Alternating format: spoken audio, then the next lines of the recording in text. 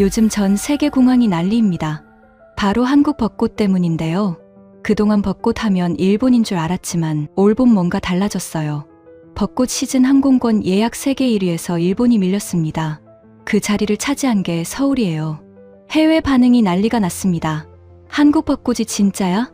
세트장 아니야? 지금 당장 비행기 타고 가고 싶어. 이런 댓글이 수만 개씩 달렸어요. 그런데 솔직히 말하면 우리는 매년 보니까 너무 익숙하죠. 그냥 스쳐 지나가기도 하는데요. 지금 이 순간에도 누군가는 한국의 봄을 보겠다고 비행기를 타고 날아오고 있습니다.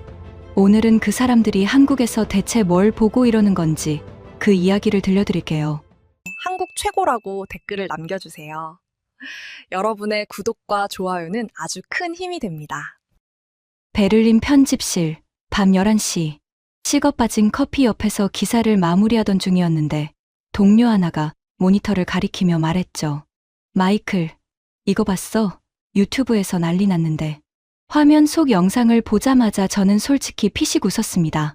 깜깜한 밤인데 사람들이 어마어마하게 몰려있고 화면 전체가 분홍빛으로 넘실거렸어요. 비현실적으로 밝고 비현실적으로 예쁘고 비현실적으로 몽글몽글했죠.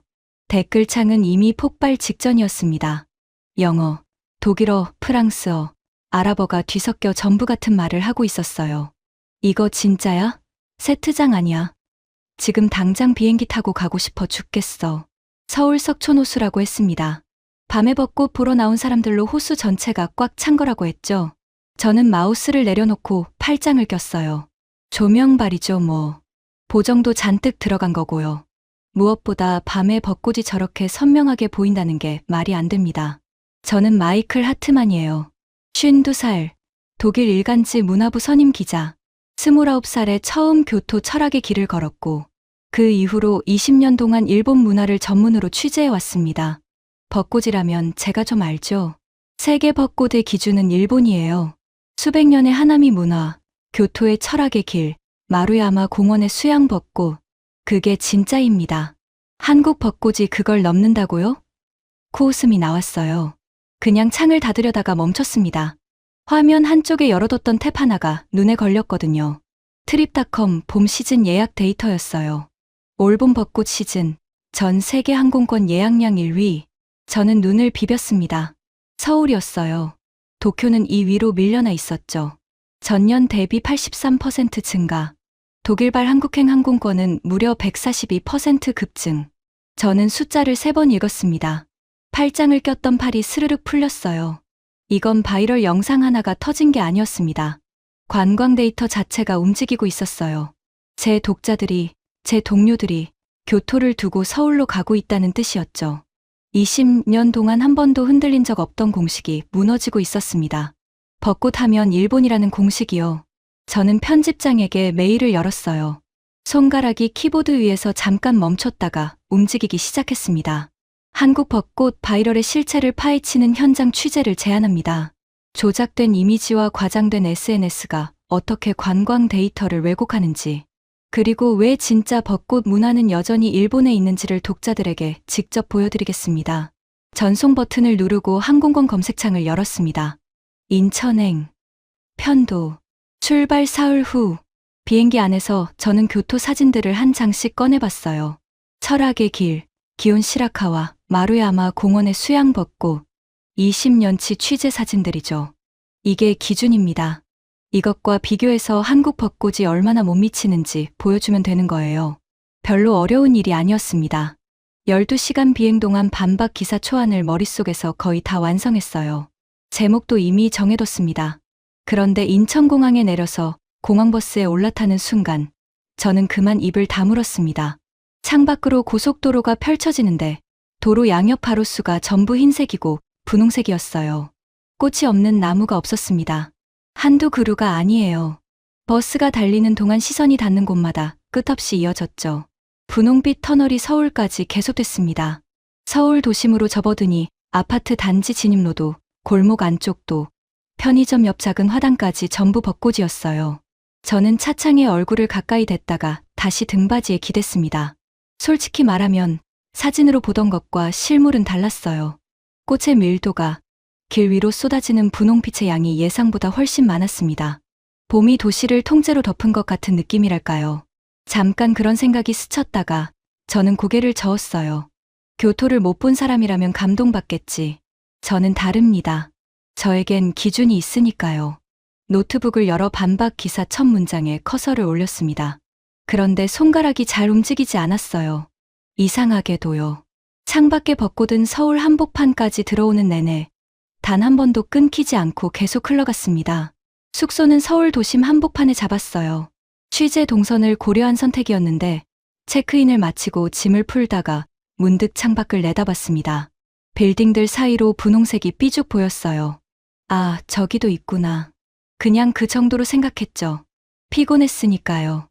12시간 비행의 시차까지 겹쳐서 그날 밤은 그냥 쓰러져 잤습니다. 다음 날 아침 취재 노트를 챙겨 들고 밖으로 나섰어요. 그런데 호텔 문을 나서는 순간부터 뭔가 이상했습니다.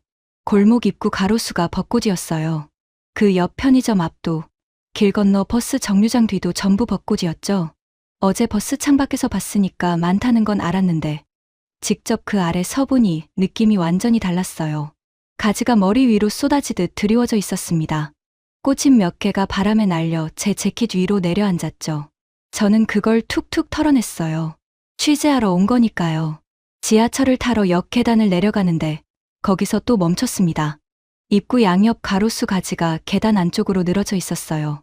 지하로 내려가는 입구인데 올려다보면 하늘 대신 벚꽃이 액자처럼 가득 차 있었습니다. 어둑한 계단 입구에서 올려다본 그 순간 솔직히 말하면 숨이 잠깐 멎었어요. 꽃 터널 아래로 사람들이 줄지어 내려가는 그 장면이 묘하게 비현실적이었거든요. 저도 모르게 카메라를 꺼냈습니다. 한 장 찍고 나서 잠깐 멈칫했어요. 반박하러 온 사람이 벚꽃 사진을 찍고 있었으니까요.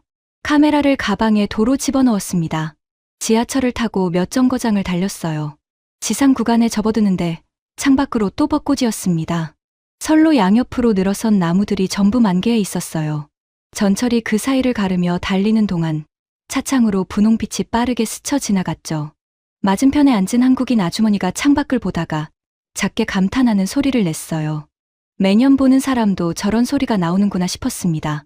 역에서 내려 지상으로 올라오는데 이번엔 진짜로 발이 멈췄어요. 아파트 단지였습니다. 그냥 사람들이 사는 평범한 아파트 단지인데 단지 안진입로 양옆이 전부 벚꽃 터널이었어요. 나무들이 얼마나 크고 촘촘했는지 위에서 가지가 맞닿아 하늘이 거의 안 보일 지경이었습니다. 그 아래로 주민들이 장을 봐서 들어가고 있었어요.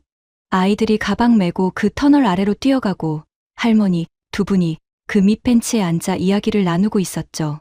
아무도 특별하게 여기지 않았습니다. 그냥 그게 일상이었어요. 저는 한동안 그 자리에 서 있었어요. 출근길이 벚꽃 터널인 사람들, 매일 아침 저 아래로 걸어 나오는 사람들. 유럽에서 벚꽃이란 공원이나 강변 같은 특별한 장소에 있는 거예요. 일부러 찾아가야 볼 수 있는 것이죠. 그런데 서울은 달랐습니다. 그냥 살다 보면 벚꽃 안에 있는 거였어요.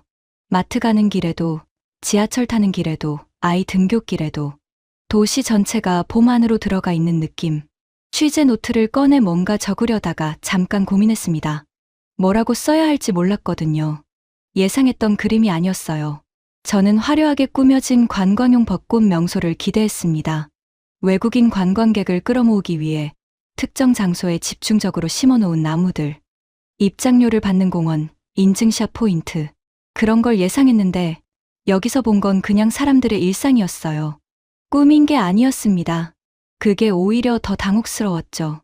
그래도 아직 여의도를 못 봤으니까요. 20년 경력의 저널리스트가 아파트 단지 벚꽃에 흔들리면 안 됩니다. 저는 노트를 다시 접고 발걸음을 옮겼어요. 그런데 걸으면 걸을수록 꽃이 계속 나왔습니다. 큰 길도, 좁은 골목도, 심지어 공사 가림막 틈새로 보이는 자투리 공간에도 벚나무가 한 그루씩 서 있었어요. 한국은 대체 이 나무를 어디에 안 심은 건지 모르겠다는 생각이 들었습니다. 길을 걷다가 미용실 간판 옆, 세탁소 입구 옆, 작은 치킨집 앞에도 전부 벚꽃이 피어 있었어요. 누군가 도시 전체에 분홍색 페인트를 뿌려놓은 것 같았습니다. 저는 걷다가 멈추기를 반복했어요. 솔직히 인정했습니다. 밀도가 다르다고. 교토는 벚꽃 명소가 있었어요. 그 명소에 가면 아름다웠죠. 그런데 서울은 명소 같은 게 따로 없는 것 같았습니다. 그냥 도시 자체가 통째로 벚꽃 속에 있었어요. 이건 취재 기사에 어떻게 써야 하나. 여의도로 가는 길 내내 저는 그 생각을 떨쳐내지 못했습니다. 반박 기사를 쓰러 왔는데 첫날부터 반박할 말이 잘 안 떠올랐어요. 가방 속 노트를 다시 꺼냈습니다. 그리고 딱 한 줄 적었어요. 밀도가 예상보다 높음. 원인 확인 필요.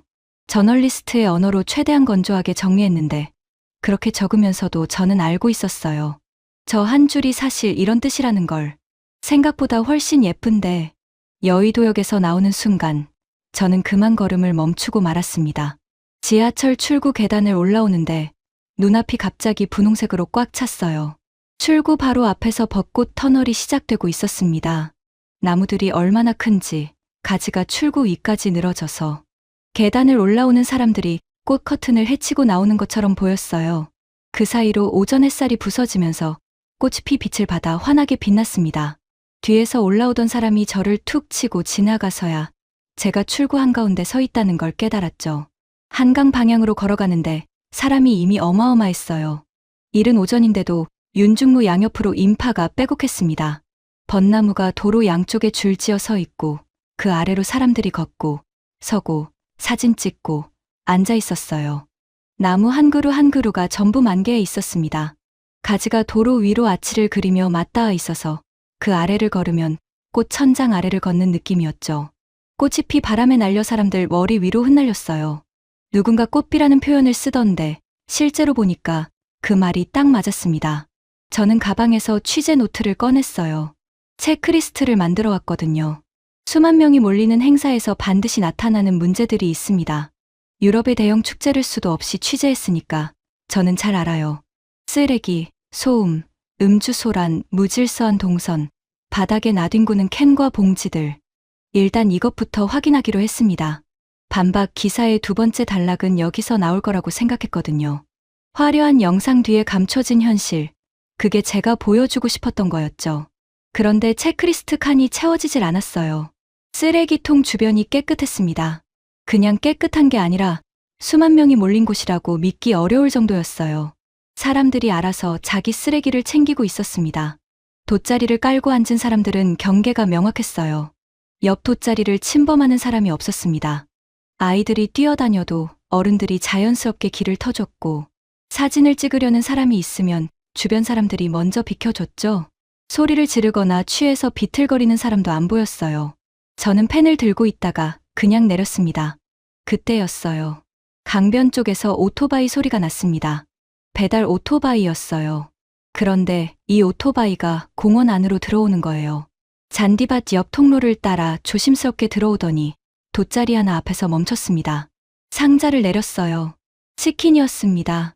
돗자리에 앉아있던 가족이 당연하다는 듯 받아들었어요. 고맙다는 인사를 하고 상자를 열고 치킨을 꺼내 먹기 시작했죠.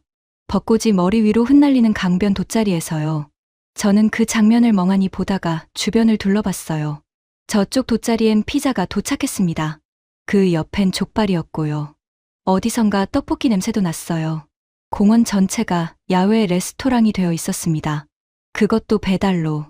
꽃 구경을 하면서 동시에 뜨거운 음식을 먹고 싶으면 앱을 열어 시키면 되는 거였어요. 현재 위치를 잡아서 배달 오토바이가 돗자리까지 찾아오는 겁니다. 저는 이게 가능한 일인지 잠깐 생각해 봤어요.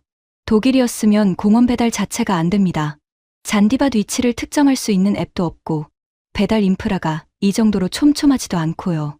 취재 노트에 적었습니다. 배달 앱과 IT 기술이 결합된 야외 음식 문화. 확인 필요. 그런데 더 이상한 장면이 이어졌어요. 한 남성이 핸드폰을 보면서 강변을 따라 걷다가 어느 지점에서 딱 멈추더니 자리를 폈습니다.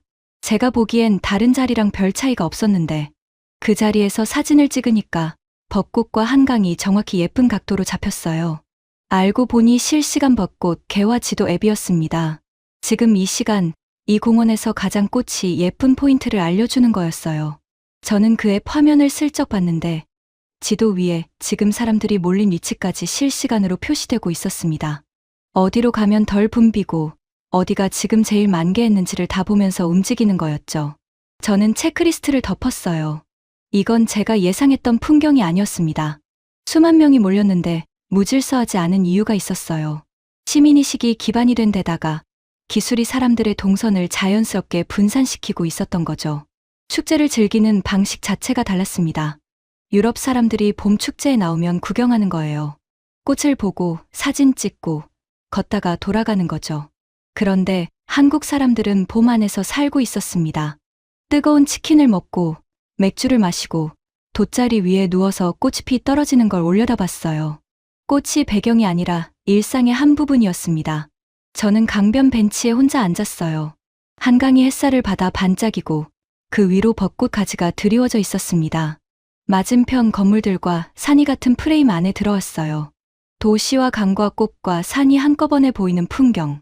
교토 철학의 길은 아름다웠습니다. 그런데 그건 꽃길이었어요. 꽃만 있었죠. 여기는 꽃 아래 삶이 있었어요. 장을 보러 가는 할머니도, 뛰어노는 아이도, 치킨을 뜯는 가족도, 돗자리 위에서 낮잠을 자는 청년도 전부 그 꽃 아래 있었습니다. 반박 기사 초안을 열었어요. 두 번째 단락이 비어 있었습니다. 쓰려고 했던 내용, 그러니까 화려한 영상 뒤에 감춰진 현실이라는 단락을 써야 하는데 쓸 말이 없었어요. 감춰진 게 없었으니까요. 저는 노트를 닫고 잠깐 하늘을 올려다봤습니다. 꽃잎 하나가 내 무릎 위에 내려앉았어요. 이번엔 털어내지 않았습니다. 서울 취재를 마치고 진해로 내려가기로 한 건 사실 반쯤 오기였어요. 여의도에서 체크리스트를 덮은 이후로 저는 좀 불편한 상태였습니다. 뭔가 찜찜한 거예요. 반박 기사를 쓰러 왔는데 이틀째 반박할 거리가 안 나오고 있었으니까요. 그래서 생각했습니다. 서울은 대도시니까 인프라가 좋은 거겠지. 지방 소도시 축제는 다를 거야. 거기서 찾으면 되는 거야. 진해 군항제라는 곳이 있다고 했는데 지방 벚꽃 축제 정도면 과장이 더 심하겠지. 저는 그쪽으로 표를 끊었습니다.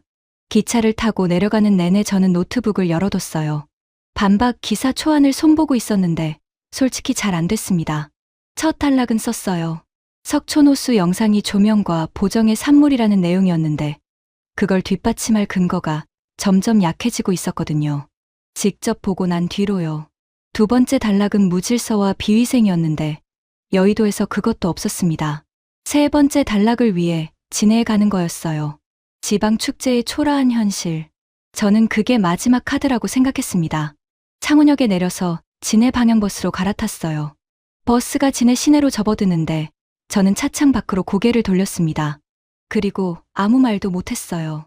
도시가 없었습니다. 꽃만 있었어요. 이게 무슨 말인지 설명하기가 쉽지 않은데 진짜로 도시의 윤곽이 안 보였어요. 건물이 있는데 건물이 안 보이고 길이 있는데 길이 안 보였습니다. 전부 흰색과 분홍색으로 덮여 있었어요. 가로수가 벚꽃인 건 서울에서도 봤는데 진해는 차원이 달랐습니다. 가로수만이 아니었어요. 골목 안쪽도 언덕 위도 주택 담벼락 틈새도 멀리 보이는 산 중턱까지 전부 하얗게 덮여 있었습니다. 버스가 달리는 동안 창밖이 계속 그 모습이었어요. 끝이 없었습니다.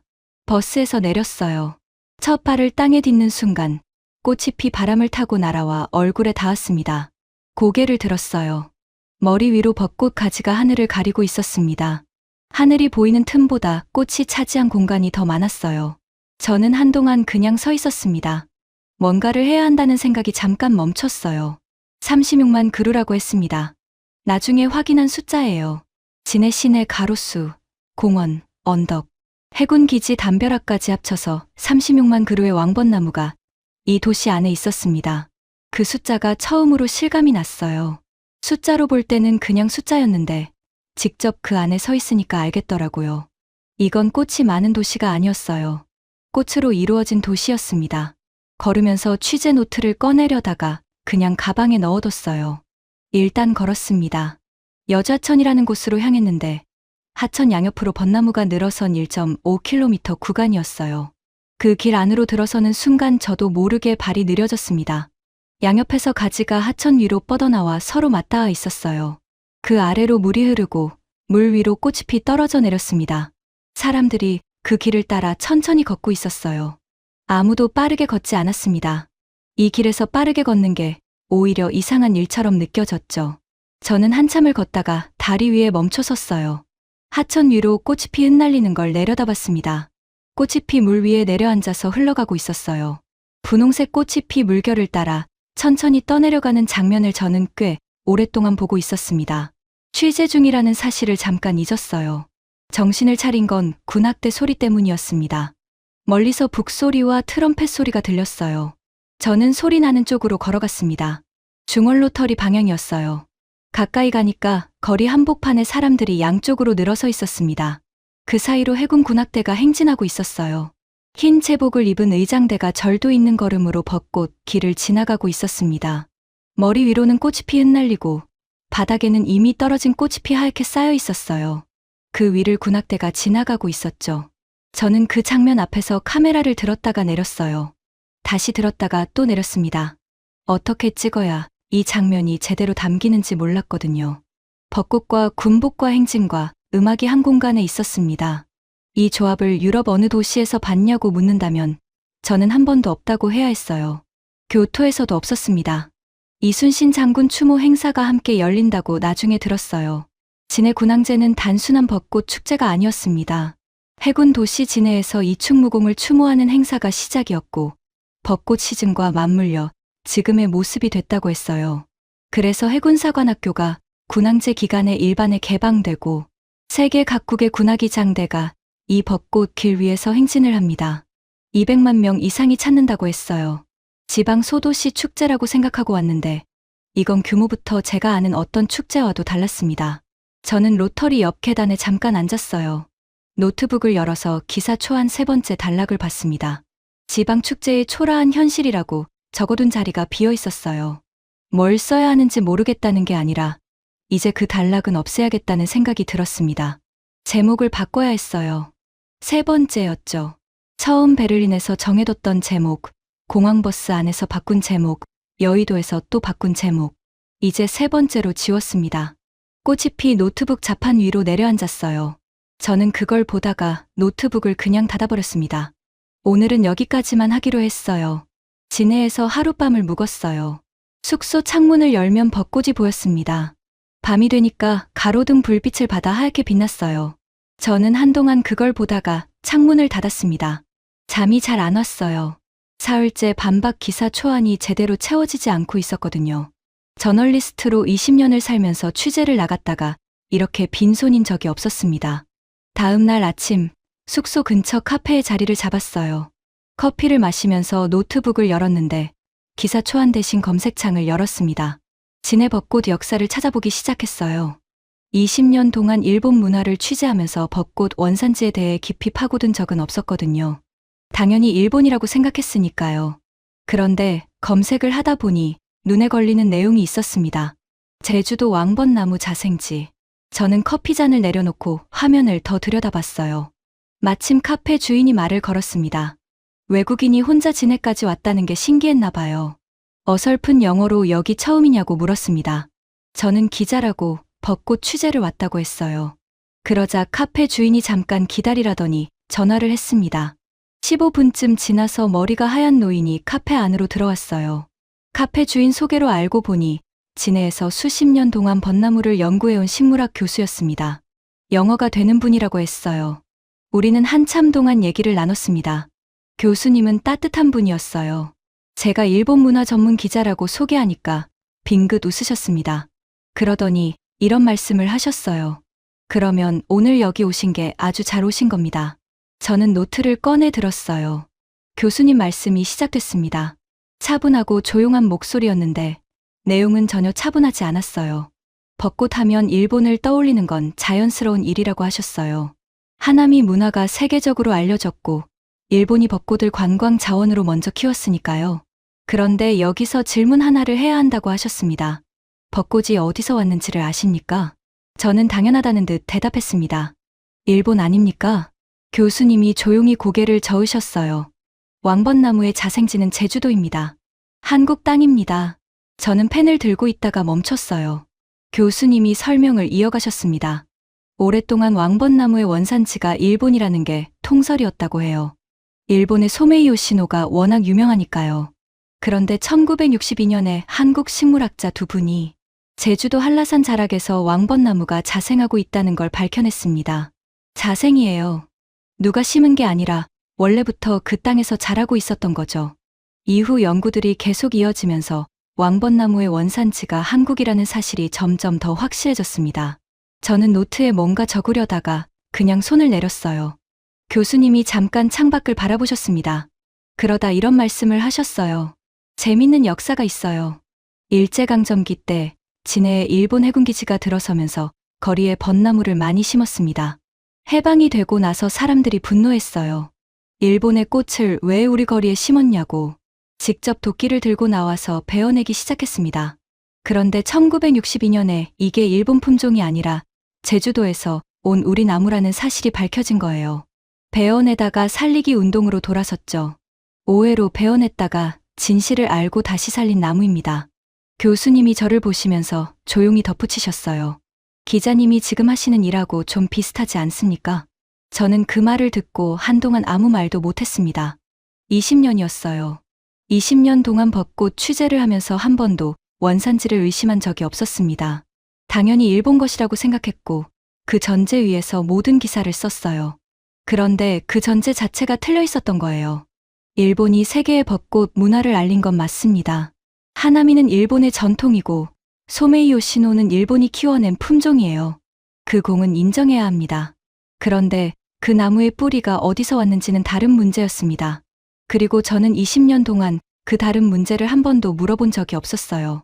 창밖을 봤습니다. 여자천 쪽에서 꽃이 피 바람을 타고 날아와서 카페 유리창에 잠깐 붙었다가 떨어졌어요. 저는 그걸 보면서 생각했습니다. 저 꽃이 지금 어느 나라 꽃이냐고 누가 묻는다면 저는 뭐라고 대답해야 하는 걸까? 교수님께 감사 인사를 드리고 카페를 나왔어요. 거리로 나서니 사람들이 벚꽃 아래를 걷고 있었습니다. 아까 보던 것과 같은 풍경인데 다르게 보였어요. 이 나무들이 제주도에서 왔다는 걸 알고 나니까요.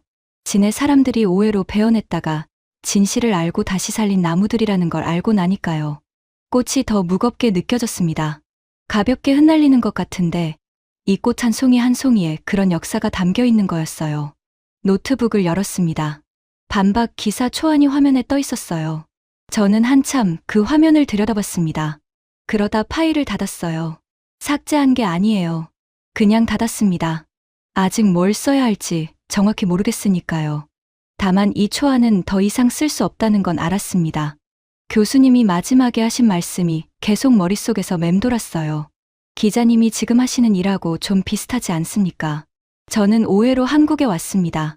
조작이라고 생각하고 반박하려고 왔어요. 그런데 어쩌면 저도 그 나무들처럼 틀린 전제를 가지고 와서 지금 진실 앞에 서 있는 건지도 모르겠다는 생각이 들었습니다.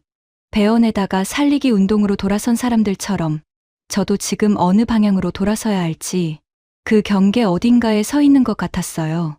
벚꽃 길을 따라 천천히 걸었습니다.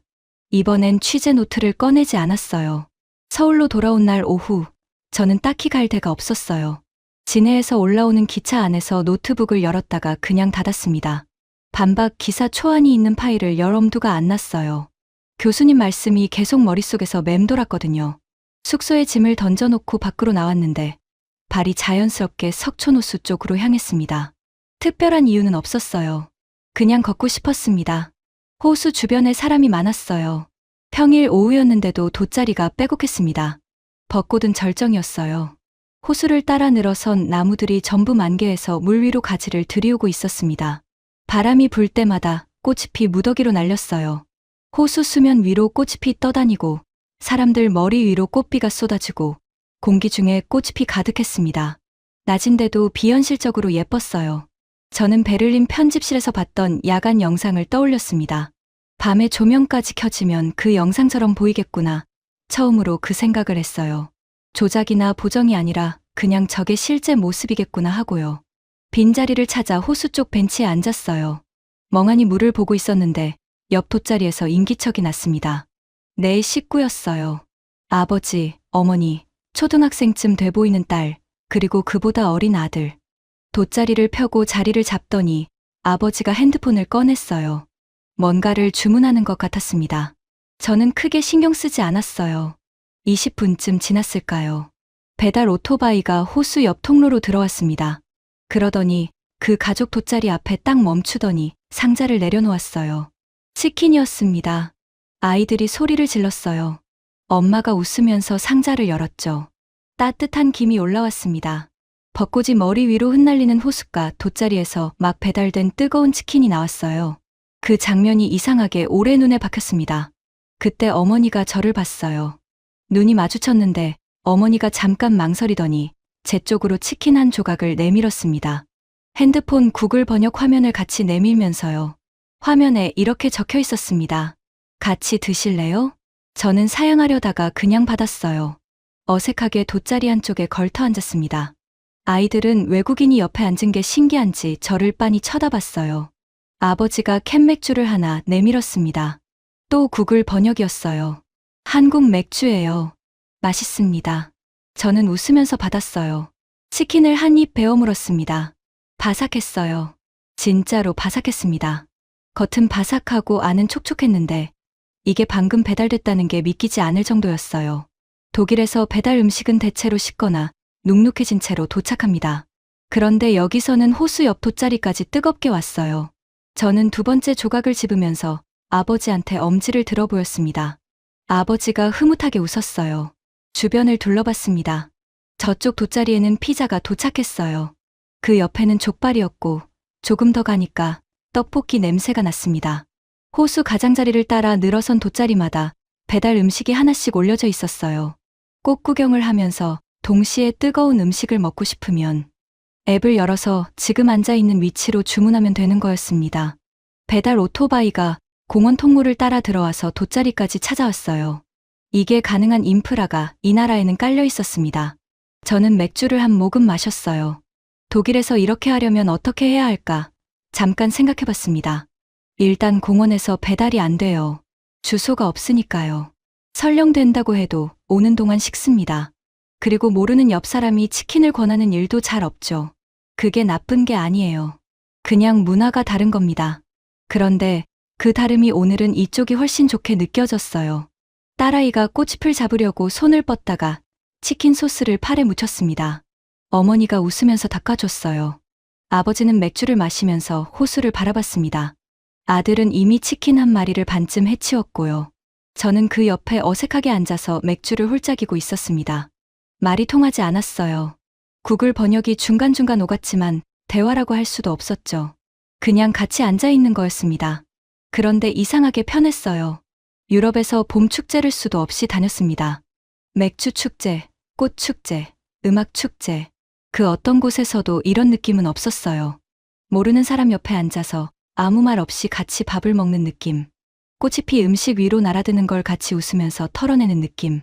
이게 한국말로 정이라는 건지는 몰랐는데 나중에 누군가 그 단어를 가르쳐 줬을 때 그날 오후가 떠올랐습니다. 자리를 털고 일어나면서 가족에게 인사를 했어요. 아버지가 또 구글 번역 화면을 내밀었습니다. 오늘 좋은 날이에요. 한국 좋죠? 저는 웃으면서 고개를 끄덕였습니다. 뭐라고 말하고 싶었는데 마땅한 말이 없었어요. 호수를 따라 천천히 걷기 시작했어요. 꽃잎이 물 위에 떨어지면서 동심원을 그렸습니다. 저는 그걸 보면서 한 가지를 정리했어요. 지금까지 제가 봐온 것들이 머릿속에서 천천히 줄을 섰습니다. 공항버스 창밖의 가로수, 아파트 단지 벚꽃 터널, 체크리스트를 덮게 만든 여의도의 인파, 36만 그루가 도시를 덮은 진해, 오해로 베었다가 살린 나무들의 역사, 그리고 방금 치킨 한 조각을 내밀던 어머니의 손. 이것들을 어떻게 반박하는 기사를 쓰겠냐는 생각이 들었어요. 저는 호수 벤치에 다시 앉아서 노트북을 열었습니다. 반박 기사 파일이 아니라 새 문서를 열었어요. 한 줄을 적었습니다. 아직 제목은 아니었어요. 그냥 오늘 느낀 것들을 정리하기 시작했습니다. 손가락이 생각보다 잘 움직였어요. 해가 기울기 시작했습니다. 벚꽃이 노을빛을 받아 분홍색에서 주황색으로 물들었어요. 저는 그 색이 바뀌는 걸 한참 보다가 노트북을 닫았습니다.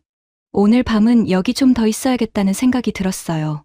야간에 조명이 켜지면 어떤 모습인지 이제 직접 봐야 할 것 같았습니다.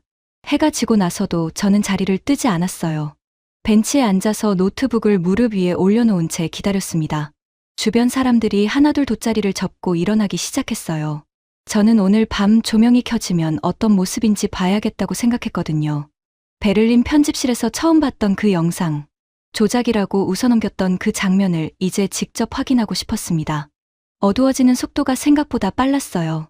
하늘이 남색으로 바뀌면서 호수 주변 가로등이 하나씩 켜지기 시작했습니다. 그러자 신기한 일이 벌어졌어요. 낮에 보던 벚꽃과 완전히 다른 무언가가 나타났습니다. 조명이 아래에서 나무를 비추는데 꽃이 피 빛을 받아서 안쪽부터 환하게 빛나는 거예요. 낮에는 분홍색이었던 꽃이 밤에는 흰색에 가까운 빛으로 빛났어요. 그 빛이 호수 수면에 반사되면서 물 위에도 꽃이 피어 있는 것처럼 보였습니다. 저는 그 순간 입을 다물었어요. 베를린 편집실에서 봤던 영상이 떠올랐습니다. 그때는 조명발이라고 했죠. 보정이라고 했고요. 그런데 지금 제 눈앞에 있는 게 그 영상 그대로였어요. 아무것도 보정된 게 없었습니다. 그냥 조명이 켜진 석촌호수의 실제 모습이 그랬어요.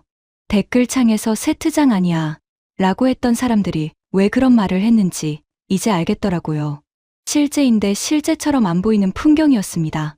그런데 저를 더 오래 붙잡아둔 건 꽃이 아니었어요. 사람들이었습니다. 밤 10시가 넘었는데 오히려 사람이 더 많아졌어요.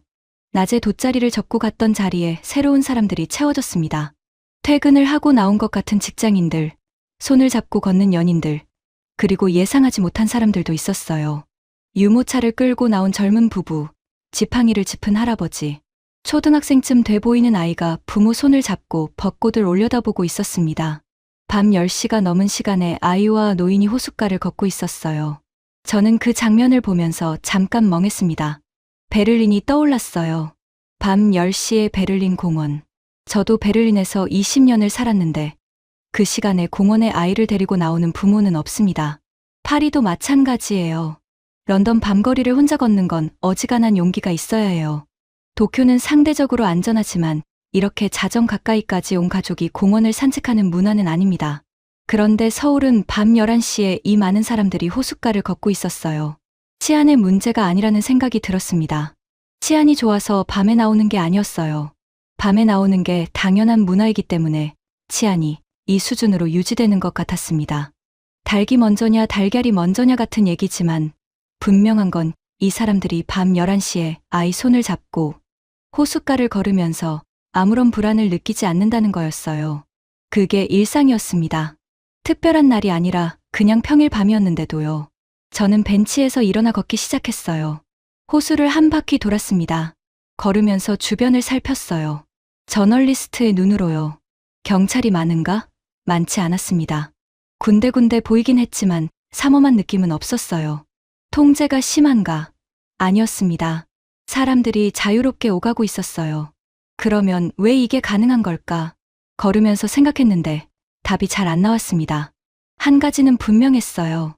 이 많은 사람들이 이 시간에 이 공간에 있는데 불쾌한 장면이 없었습니다. 고성이 없고 싸움이 없고 술에 취해 쓰러진 사람이 없었어요. 쓰레기가 바닥에 나뒹굴지 않았습니다. 사람들이 서로를 배려하면서 걷고 있었어요. 아이가 갑자기 뛰어도 어른들이 자연스럽게 피했고 사진을 찍으려고 멈추면 뒷사람이 조용히 기다렸습니다. 이게 통제로 만들어지는 질서가 아니었어요. 그냥 그 사람들이 그렇게 살고 있는 거였습니다. 자정이 가까워졌어요. 저는 호수 한쪽 난간에 기대서서 물 위에 반사된 벚꽃을 내려다봤습니다. 바람이 불면 수면이 흔들리면서 꽃 그림자가 출렁였어요. 멀리서 누군가 웃음소리가 들렸습니다. 가까이서는 아이가 꽃잎을 잡으려다 놓치는 소리가 났어요. 작은 탄식과 함께요. 저는 그 소리들을 들으면서 오래전 기억을 떠올렸습니다. 29살에 처음 교토 철학의 길을 걸었을 때요. 그때 느꼈던 감동이 20년 동안 저를 일본 문화 저널리스트로 살게 만들었어요. 벚꽃이 이렇게 아름다울 수 있다는 걸 그때 처음 알았거든요. 그런데 지금 자정이 가까운 서울 석촌호수에서 저는 그때와 비슷한 무언가를 느끼고 있었습니다. 같은 감동은 아니었어요. 결이 달랐습니다. 교토의 감동은 꽃 자체였어요. 아름다운 풍경 앞에 서 있는 감동이었죠. 그런데 지금 이 감동은 사람들 때문이었어요. 자정이 다 된 시간에 아이와 노인이 함께 꽃 아래를 걷는 풍경. 말이 안 통하는 외국인에게 치킨을 내미는 손, 오해로 베었다가 진실을 알고 살린 나무들. 이 모든 것들이 한꺼번에 밀려왔어요. 핸드폰을 꺼내 베를린 편집실에서 봤던 영상을 다시 틀었어요. 깜깜한 밤, 분홍빛으로 가득 찬 호수, 수만 명의 사람들. 그때 코웃음을 쳤던 그 영상이었습니다. 그리고 고개를 들어 눈앞을 봤어요. 영상과 똑같았습니다. 다른 게 없었어요. 저는 핸드폰을 주머니에 넣었습니다. 그리고 난간에서 등을 떼고 다시 걷기 시작했어요. 반박 기사 초안 파일을 머릿속에서 완전히 닫았습니다. 처음으로 완전히요. 지금까지는 닫았다가도 다시 열 수 있다는 생각이 있었는데 자정이 가까운 석촌호수 난간 앞에서 그 파일을 진짜로 닫았어요. 대신 뭔가 다른 걸 써야 한다는 생각이 들었습니다. 아직 뭔지는 몰랐어요. 다만 내일 아침 노트북을 열면 알 것 같은 느낌이 들었습니다. 호수를 빠져나오는데 꽃이 피 바람을 타고 어깨 위로 내려앉았어요. 이번에도 털어내지 않았습니다. 다음 날 아침 일찍 눈이 떠졌어요. 시차 때문인지 아니면 할 말이 생긴 사람 특유의 설렘 때문인지 모르겠는데 알람도 없이 6시에 눈이 떠졌습니다. 저는 바로 노트북을 열었어요. 커피도 안 마시고요. 20년 기자 생활에서 커피보다 노트북을 먼저 열어본 적이 거의 없었는데 그날은 그랬습니다. 새 문서를 열었어요. 반박 기사 파일은 열지 않았습니다. 어젯밤 석촌호수 난간에서 그 파일을 닫을 때 다시는 안 열 거라는 걸 알았어요. 대신 새 문서 첫 줄에 커서를 올려놓고 한참 생각했습니다. 뭐부터 써야 할까? 경주대릉원 돌담길에서 새벽 5시부터 나와 빛을 기다리던 할아버지들부터 쓸까? 여의도에서 체크리스트를 덮었던 순간부터 쓸까? 진해 여좌천에서 꽃이 피 물 위로 떨어지는 걸 한참 보던 그 순간부터 쓸까? 결국 베를린 편집실 밤 야근 장면부터 쓰기 시작했어요. 손가락이 움직이기 시작하니까 멈추질 않았습니다.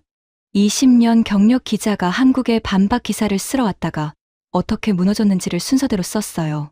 코웃음 치던 것도 썼고, 공항버스 창밖에서 처음 멈칫했던 것도 썼고, 체크리스트를 세우고 여의도에 갔다가 칸을 채우지 못했던 것도 썼습니다. 진해에서 36만 그루 앞에 말문이 막혔던 것도, 교수님 앞에서 펜이 멈췄던 것도, 치킨 한 조각을 받아들고, 어색하게 돗자리에 앉았던 것도, 자정 가까운 석촌호수에서 아이와 노인이 함께 걷는 걸 보고, 오래 서 있었던 것도 전부 썼어요. 2시간쯤 지났을까요? 마지막 단락을 쓸 차례였습니다. 저는 잠깐 손을 멈추고 창밖을 봤어요. 숙소 창밖으로 골목이 보였습니다. 그런데 뭔가 달랐어요. 어제까지 분홍색이던 골목이 노란색으로 바뀌어 있었습니다. 벚꽃이 지기 시작한 자리에 개나리가 피어 있었어요. 저는 창문을 열었어요. 아침 공기가 들어왔습니다. 골목 안쪽 개나리가 바람에 흔들렸어요. 분명히 어제까지 저 자리는 분홍색이었는데 하룻밤 사이에 노란색으로 옷을 갈아입어 있었습니다. 저는 그 장면을 한참 보다가 다시 노트북 앞에 앉았어요. 마지막 단락을 썼습니다. 한국의 봄은 끝나지 않습니다. 벚꽃이 지는 자리에 개나리가 피고 개나리가 지는 자리에 철쭉이 옵니다. 제주도에서 시작된 봄이 부산을 거쳐 경주를 지나 서울로 올라오고 서울에서 강원도로 넘어갑니다. 타이밍만 맞추면 이 나라에서는 봄을 2번, 3번 볼 수 있어요. 한국의 봄은 한 번으로 끝나지 않습니다. 마치 이 나라 사람들처럼요. 한 번 보여주고 끝내는 게 아니라 계속해서 다음 것을 꺼내놓습니다. 그리고 마지막 문장을 썼어요. 벚꽃의 원조가 어느 나라인지는 식물학자들이 계속 연구할 문제입니다. 하지만 이것 하나는 분명히 말할 수 있어요. 벚꽃을 가장 잘 즐기는 나라는 한국입니다. 그리고 일본은 이제 한국에 배워야 합니다. 저장 버튼을 눌렀습니다. 편집장에게 메일을 열었어요. 파일을 첨부했습니다. 제목란에 잠깐 손이 멈췄어요. 뭐라고 쓸까? 처음 베를린에서 정해뒀던 제목, 공항버스에서 바꾼 제목, 여의도에서 바꾼 제목, 진해에서 3번째로 지운 제목, 이번이 4번째였습니다. 저는 제목란에 이렇게 적었어요. 내가 틀렸습니다. 전송 버튼을 눌렀습니다. 커피를 내려 한 모금 마셨어요. 처음으로 제대로 된 아침 커피였습니다. 창밖 골목의 개나리가 또 바람에 흔들렸어요. 저는 짐을 챙기기 시작했습니다. 오늘 인천공항으로 가는 표를 끊어뒀거든요. 그런데 짐을 싸면서 계속 창밖이 눈에 들어왔어요. 노란 개나리 너머로 멀리 산 쪽이 보였는데 거기도 뭔가 색이 올라오고 있었습니다. 철쭉이 피기 시작하는 건지도 모르겠다는 생각이 들었어요. 저는 캐리어 지퍼를 잠그다가 잠깐 멈췄어요. 핸드폰을 꺼내 기차 시간표를 열었습니다. 표를 취소할까 잠깐 고민했어요. 사흘만 더 있으면 철쭉을 볼 수 있을 것 같았거든요. 그런데 편집장한테 이미 원고를 보냈고 베를린에 돌아가서 해야 할 일들이 쌓여 있었습니다. 저는 핸드폰을 다시 주머니에 넣었어요. 다음에 오면 되지 생각하면서요. 다음에 저는 그 단어를 쓴 적이 없었습니다. 한국에 다시 오게 될 거라는 생각을 처음으로 한 거였어요. 반박 기사를 쓰러 왔다가 다음에 또 오고 싶다는 생각을 하게 됐습니다. 스스로도 좀 우습다는 생각이 들었어요. 피식 웃으면서 캐리어를 끌고 숙소를 나왔습니다. 공항으로 가는 택시를 탔어요. 창밖으로 서울 풍경이 흘러갔습니다. 골목마다 노란 개나리가 피어 있었어요. 벚꽃이 지고 있는 나무도 있었는데 그 나무 아래 바닥이 온통 분홍색 꽃잎으로 덮여 있었습니다. 꽃이 위로 사람들이 걷고 있었어요. 아무도 그게 특별한 풍경이라고 생각하지 않는 것 같았습니다. 그냥 출근하고 장을 보고 아이를 데려다주는 아침이었어요.